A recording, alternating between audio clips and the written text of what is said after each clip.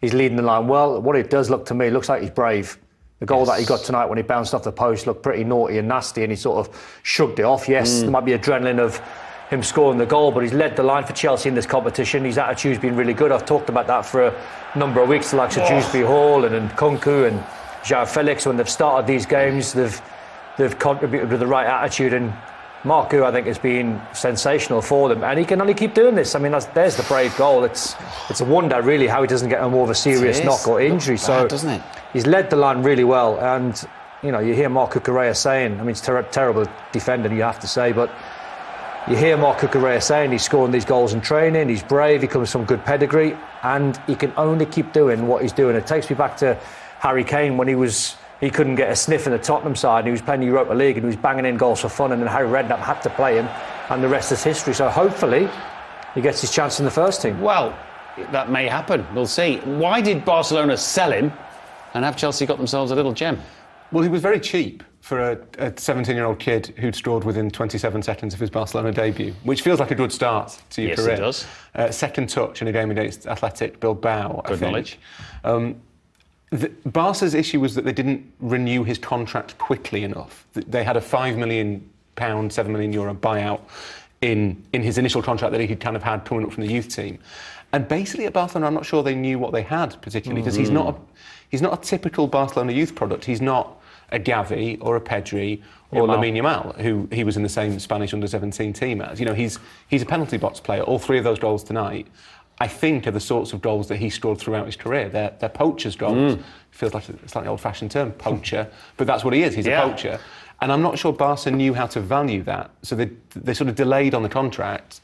And Chelsea came in, I suspect, offered him a pay rise. Was it all them little levers that they had to try and pull, and they thought, well, if I'm going to lose one, he might be the best one to lose. But he wasn't an especially valuable one, so I'm sure, I mean, Barcelona's finances, every little helps, but I don't think it was the sense that they sort of thought, well, we'll sell him so we don't have to sell Yamal, because Lamine Yamal's a €100 million player. At least. I think it was just that he wasn't a priority to them, and he spotted the chance to go to Chelsea and maybe go up in status. Enzo Maresca has come out to join us here. Another big win tonight, 6 wins out of 6, Enzo, 26 goals scored. How do you assess that league phase campaign overall?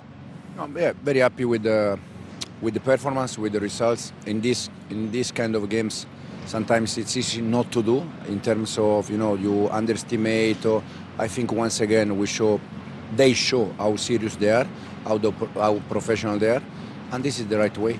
And a great night for your young players, for your academy tonight as well. How much does that please you? Yeah, very happy. Since we start, we try to share minutes. Tonight also was a chance for young players, academy player, but we have some good profile also for the future. Josh Achipong, Tyreek, both 06, so very young, and we are happy for them. And Marc Guiu as well. Joe was just saying he thinks he can go all the way. Just how high is his ceiling, do you think? No, Marc is a bit unlucky because Nicolas is doing well, Christo is doing well. So for a 9, when you have another 9 that is scoring goal and is doing well, it's a matter of be patient. And Marc also is another 06, very young. So it's important that they continue to work in the right way day by day, and then they get the chance. Enzo, how important has it been? Because you've been able to look at, as you come into the club, look at everyone in this competition.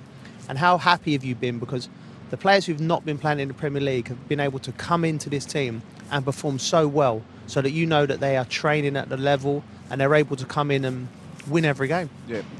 I'm very happy, especially for that, because as I said before, in this kind of games, and you know very well, it's easy not to do, not to have the right performance, but they show the day by day, and they know also that if they don't work hard, if they don't work properly, they are not going to play it, no matter the competition. So they take the chance, and this is one of the reasons why I'm very happy with them. A lot of people looked at the squad in the summer and just thought this can never work. But as you're saying, the rotation has been working so well. Is that what is key, that everyone knows they have to earn those minutes? Yeah, absolutely. The good thing when you have 2 players in each position and they are good is that if the one that is playing is not doing well, there is another one in behind ready to go. And this competition between them, it's something important. There was a lovely moment, I saw it earlier on today, where you was giving the new lads their lockers in Cobham. Is that a really nice part of your job? We're able to bring the young players in to say, well done, you're now with us. Yeah, and also because it's not something I said that they have to take for granted. They have to work in the right way and get the chance to be with us. Now that they are there, they have to defend that. So they have to work properly, they have to continue on that. And when they are good, no matter the age, they are good. I was just going to go back to what you talked about, Marc Guiu, the striker, because you got 2 for every position you said, but you got Jackson, you got Nkunku. That makes 3 for 1 position. Yeah, is it now he goes on loan, or you think he could stay and maybe? I said since we start that probably the best time for Nkunku for us, with us, has been in pre-season when he was playing for me in his position, that is more as a number 10 than a striker. I don't think Cristo is a real striker. The thing is that we have many number 10. We have Cole, we have Joao, we have Cristo. So the only thing I'm trying to do is to find space and solution for all of them. Yeah. And Mark is young. We don't know what's happening in January. We're going to see.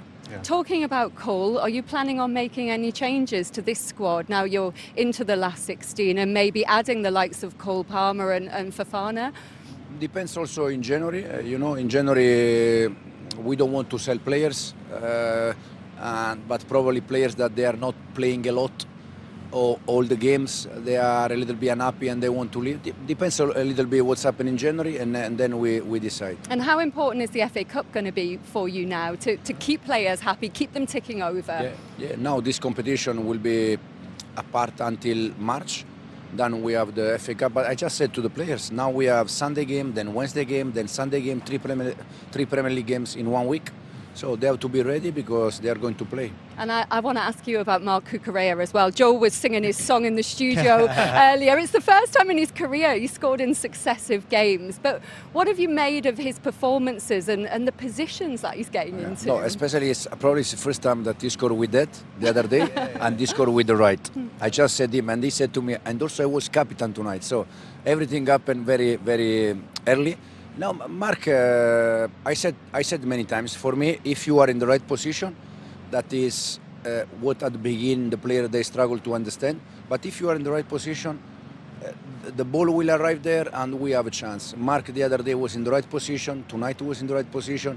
It's more about understanding the game, understanding the position, and Mark, but all of them, they are doing fantastic.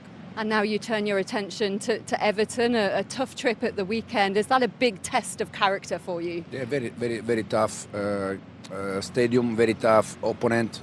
The game will be once again very tough. I don't think in Premier League there are games that they are not tough, because the last one against Brentford was tough, the previous one was tough. I don't think we have played any game not tough. And Everton will be one more, and we're going to try to do our best and win again. Yeah, that's the Premier League this season, but you're doing very well. Thank you very much, Enzo.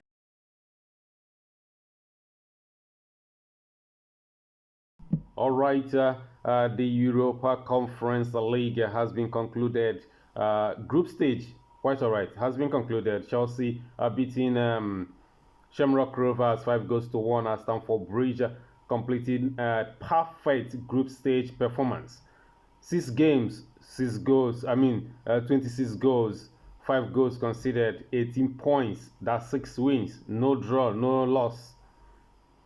And they march on to the next round, and then we wait for the playoffs to be concluded, and then to know who they are going to face in the next round of the competition. But the Blues, wow, what a performance. They are outstanding so far in this competition. Quite all right, they are better than most of the teams in this competition. They are not supposed to be here. They are too good for most of the teams in this competition. But you have to beat who is in front of you.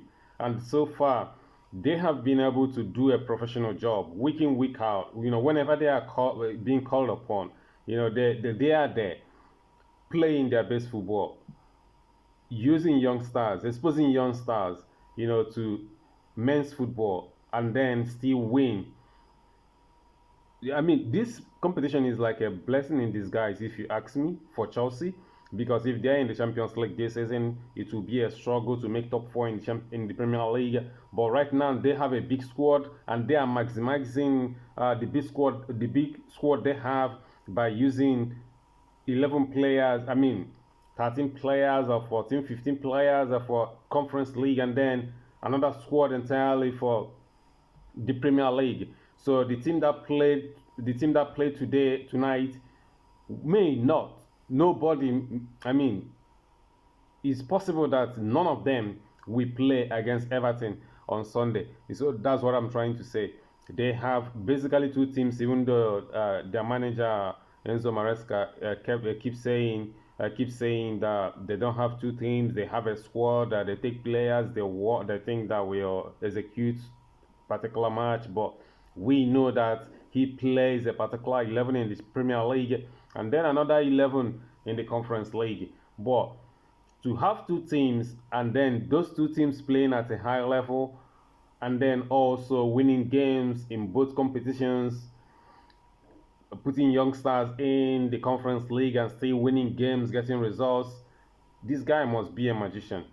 I don't think people are catching up. I don't think people understand the magnitude of what he has done so far at Chelsea.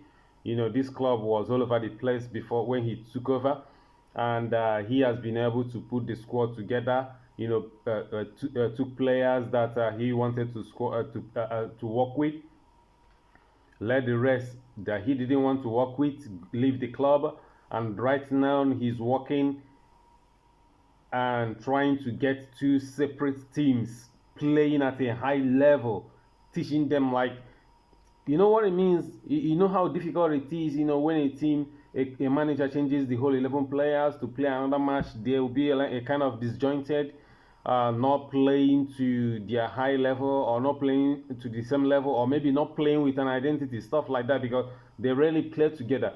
But from match day one in the Conference League, Chelsea have been playing at a very, very good level, and that's a kudos to the manager. And obviously, they are the favourites to win the competition, so I expect them to reach the final or probably or possibly win it. They should win it. I mean, they are better than the likes of Fiorentina and Real Betis. Those are the top. Those are the top teams also in the competition, but I think they are too strong for them, and they are going to be their worst enemy. If they mess up, they will not win it. If they don't mess up, they win it. That's it, hands down. They are too good for this competition.